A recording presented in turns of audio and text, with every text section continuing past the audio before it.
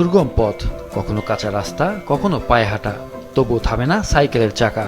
চাঁপাইনবাবগঞ্জ শহর থেকে প্রায় 15 কিলোমিটার দূরের বাবুডাইং আদিবাসী পল্লীতে শীত, গ্রীষ্ম, বর্ষায় এভাবেই ছুটে চলেন শিক্ষক কানাই চন্দ্র দাস। লক্ষ্য একটাই, আদিবাসী শিশুরা যেন শিক্ষার আলো থেকে বঞ্চিত না হয়। দুই সহকর্মীকে নিয়ে শুরু করেন পাঠশালা। শ্রেণীকক্ষে পড়ানোর পাশাপাশি বাড়ি বাড়ি গিয়ে অভিভাবকদের সচেতন করা। শিখিয়েছেন শিক্ষাই পারে বদলে দিতে একটি শিশুর, একটি পরিবারের ভবিষ্যৎ।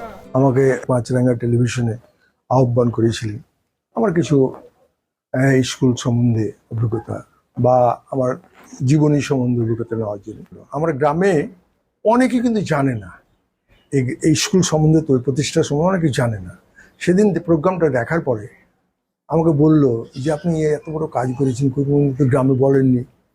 চিকিৎসা সেবাতেও সহযোগিতার হাত বাড়িয়েছেন তিনি। শিক্ষা ও সেবাকে মানব কল্যাণের হাতিয়ার করে নীরবে কাজ করে চলেছেন মানুষটি। এটা আমার কাছে গর্ব, বড় গর্ব। তো আমি আশা করি, ঈশ্বর কাছে প্রার্থনা করি যেন আমি যতদিন আমি এভাবে চলতে ফিরতে পারবো, ততদিন যেন আমি নিবেদিত গ্রামের হতদরিদ্রদের সেবা দিতে পারি। পাশাপাশি আমার ছেলেকেও বলেছি, আমি না থাকলেও তুমি আমার বাকি জীবনের কাজটা তুমি সাফল্য করবে। গত 9 আগস্ট আন্তর্জাতিক আদিবাসী দিবস উপলক্ষে মাছরাঙ্গা টেলিভিশনের রাঙ্গা সকাল অনুষ্ঠানে আমাদের কানাই চন্দ্র স্যারকে যেভাবে উপস্থাপন করেছে, আমরা গর্বিত। কানাই স্যারের হাত ধরে যে স্কুলটি প্রতিষ্ঠিত হয়েছে গুটি গুটি পায়ে, সেই স্কুলটিকে আজ একটি জায়গা থেকে আরো উন্নত জায়গায় নিয়ে আসার চেষ্টা করেছি আমরা। গেল 9 আগস্ট মাছরাঙ্গা টেলিভিশনের রাঙা সকাল অনুষ্ঠানে উঠে আসে তার কাজের বিস্তারিত। তার সান্নিধ্য পেয়ে গর্বিত শিক্ষার্থীরা, জীবন বদলে দেওয়ার কৃতজ্ঞতা জানান তারা।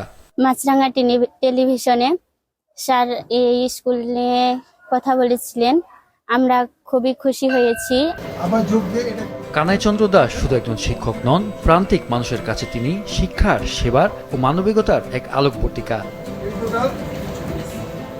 মাহফুজুল হাসান, মাছরাঙ্গা নিউজ ডেস্ক।